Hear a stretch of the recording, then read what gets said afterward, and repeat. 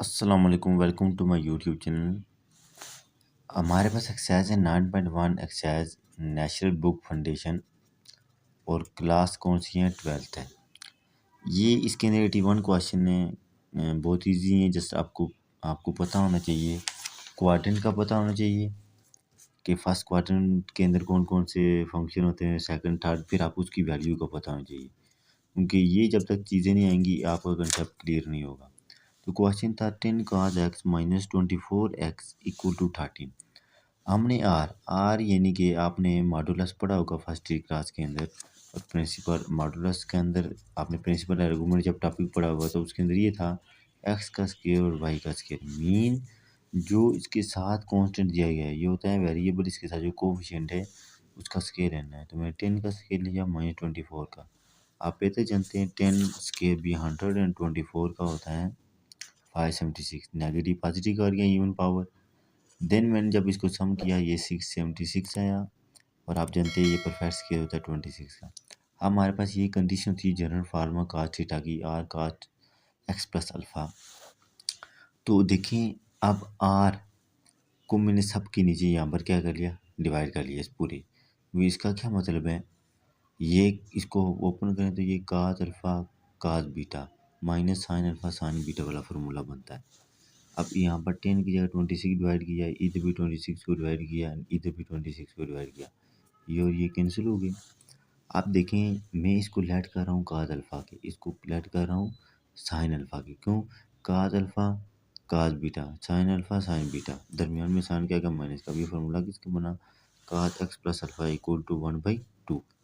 अब ये एक्स इधर आके क्या हो गया, इन्वर्स हो गया काज प्लस अल्फ़ा।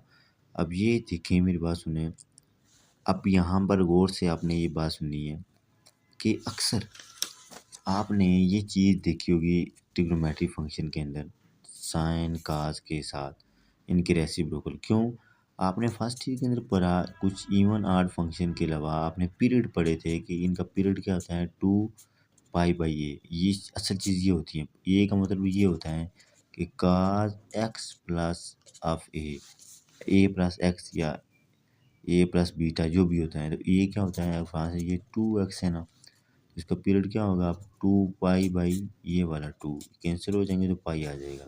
ये जो 2n+पाई इस 2n+पाई यानी कि n नंबर ऑफ पाई यानी n नंबर थी, और वो n क्या होता है, n कोई इंटीजर से बिलोंग करता है। अब देखिए मैंने लिखा कि कंडीशन ये theta is equal to n pi plus minus beta. What is beta, beta is our this function. Okay, जो आपने देखें यहाँ पर जब आपने वैल्यू पुट की काज जगह इन्वर्स बन गया। काज 1/2 होता है पाई/30, पाई/3 पे पाई/3 आपको बेहतर जानते हैं वो क्या होता है 60 डिग्री होता है। अब यहाँ से आप गौर करिएगा क्योंकि हमें अल्फ़ा भी चाहिए, तो अल्फ़ा कैसे आ सकता है, प्रिंसिपल आर्गूमेंट के अंदर होता है कि टेन जब अल्फ़ा मालूम करते हैं तो टेन अल्फ़ा लगाते हैं फार्मूला साइन अल्फ़ा और काज अल्फ़ा। देखिए जब लगाया तो 12/5 आया। कैसे, ये 13 और 13 कैंसिल हो गए, 12/5 बचा। अल्फ़ा इधर लगा तो ये इन्वर्स बन गया। ये प्रिंसिपल आर्गूमेंट 1.3 के अंदर भी आता है, 1.4 के अंदर, फर्स्ट ईयर के अंदर आप जो पढ़ चुके हैं। अब ये अल्फ़ा प्लस हो रहा था, इधर ले आया जब मैं तो इसको क्या कर दिया माइनस। ये 2n पाई ये प्लस माइनस पाई/3 माइनस अल्फ़ा की जगह क्या आ गया 10 इनवर्स 12/5। यही हमारा आंसर है। अब बुक पर आपकी जो कंडीशन दी गई है 187 पॉइंट आई थिंक 35 है, डिवाइडेड बाई पाई है, आगे 2n पाई है। यानी कि इसको देखें, ये तो वही कंडीशन है 2n पाई, उसने ये चीज़ें नहीं लाई है, मतलब यही था। इसको जब आप प्लस माइनस करेंगे चीज़ें ले आएंगे तो आपके पास यही कंडीशन बनेगी। अगर इसको आप मज़ीद कैंसिल कर सॉल्व करना चाहते हैं ना, ये नीचे सॉरी 180 है, ऊपर पाई है, सॉल्व करें तो आपके पास कुछ यानी कि कांस्टेंट के अंदर वैल्यू आ जाएगी। इसको भी सॉल्व करें तो कुछ कांस्टेंट के अंदर वैल्यू आएगी।